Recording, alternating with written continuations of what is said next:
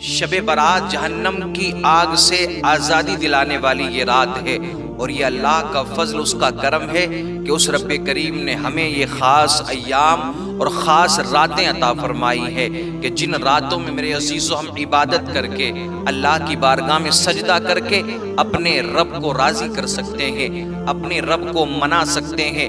یہ golden chance ہے ہمارے لیے۔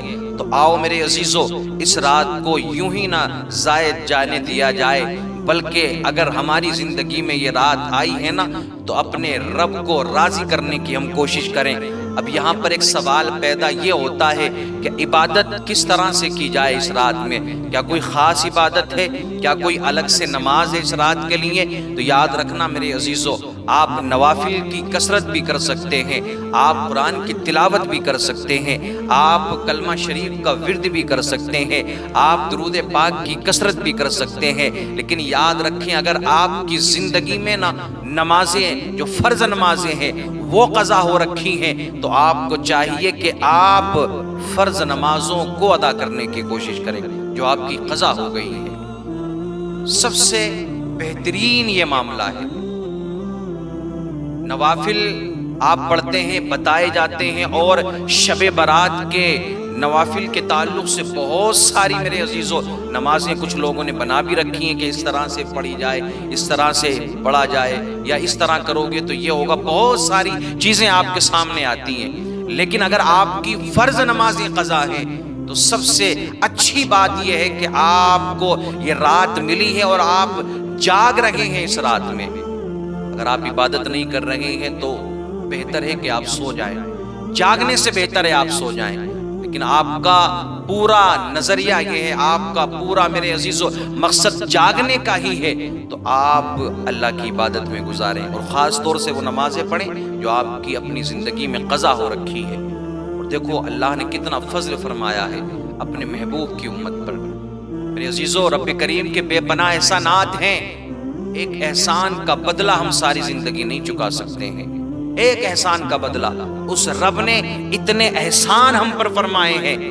آج آپ دیکھتے ہیں نا میرے عزیزو، توجہ کریں اس بات پر، غور کریں، فکر کریں، اکیلے میں تنہائی میں سوچیں آپ کہ یہ جو موبائل کے ریچارج ہوتے ہیں نا، اس میں اگر آفر مل جائے یا کسی اور چیز میں ہمیں آفر مل جاتا ہے، ہم کتنے خوش ہوتے ہیں کہ موبائل کے ریچارج سستے ہو گئے، پیٹرول سستا ہو گیا، ڈیزل سستا ہو گیا، یا اور کوئی ہمیں بینیفٹ کہیں نظر آ رہا ہے، کہیں پر مہنگائی تھی وہ چیز سستی ہو گئی ہے، کوئی مہنگی چیز تھی کہیں آفر مل گیا ہمیں، ہم کتنے خوش ہوتے ہیں۔ یہ دنیاوی معاملات ہے، لیکن دیکھو اللہ نے یہ ہمیں آفر عطا فرمایا ہے شب برات کی شکل میں کہ تو گناہگار ہے، چل آجا میری بارگاہ میں، اس رات میں توبہ کر، جو مانگے گا تجھے عطا کیا جائے گا، توبہ کرے گا تیری توبہ کو قبول کیا جائے گا اور تیرے گناہوں کو معاف کیا جائے گا۔ ذرا سوچے تو صحیح اللہ کے کتنے انعامات ہیں ہمارے اوپر۔ حضرت عیسیٰ علیہ السلام میرے عزیزو ایک راستے سے گزر رہے ہیں کہ آپ نے کیا دیکھا؟ ایک چمکدار پتھر ہے، بہت بڑا ایک پتھر ہے میرے عزیزو، جو کہ انڈے سے بھی زیادہ سفید ہے، بہت زیادہ چمک ہے اس کے اندر۔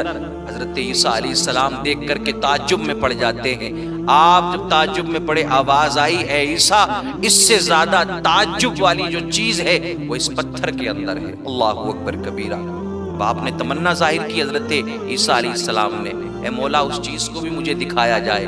پتھر میرے عزیزو بیچ میں سے دو ٹکڑے ہو جاتا ہے۔ آپ کیا دیکھتے ہیں کہ اس پتھر کے اندر ایک بزرگ ہے، ایک انگور کا درخت ہے، ایک نہر جاری ہے۔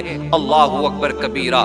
اور وہ بزرگ اللہ کی عبادت میں مصروف ہے۔ حضرت عیسیٰ علیہ السلام نے رب کی بارگاہ میں عرض کی، مولا ان سے زیادہ عبادت گزار کون ہو سکتا ہے؟ نہ کسی کی برائی میں، نہ کسی کی غیبت میں، نہ کسی کی چغلی میں، نہ کسی دنیاوی معاملات میں، صرف اللہ اللہ ہے۔ ساری دنیا کے اندر اگر سب سے زیادہ کوئی عبادت گزار بندہ ہے تو وہ یہی ہے۔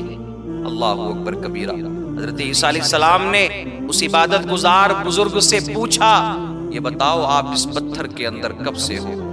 کہنے لگے میں حضرت موسیٰ کلیم اللہ علیہ السلام کا امتی ہوں، اور حضرت موسیٰ علیہ السلام کا میں امتی ہوں۔ 400 سال مجھے اس پتھر کے اندر اللہ کی عبادت کرتے ہوئے ہو گئے ہیں۔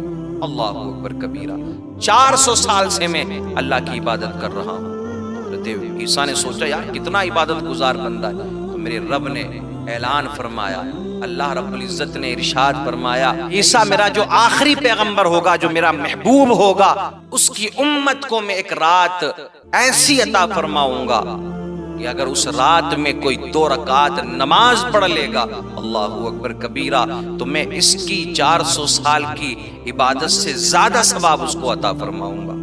تو میرے عزیزو، یہ ہمارے لیے گولڈن چانس ہے، یہ انعام ہے ہمارے لیے، کثرت سے اللہ کی عبادت کریں، اللہ کو راضی کرنے کی کوشش کریں۔ حالات آپ دیکھ رہے ہیں دنیا کے کیا حالات ہیں، کیا معاملات ہیں، اگر آج بھی ہم نے اللہ رب العزت کو راضی نہیں کیا، آج بھی ہم اگر میرے عزیزو دین کے قریب نہیں ہوئے، اللہ کو راضی کرنے کی کوشش اگر ہم نے نہیں کی میرے عزیزو، تو وہ دن دور نہیں ہے، اور زیادہ ہم پریشانیوں میں مبتلا ہو جائیں گے۔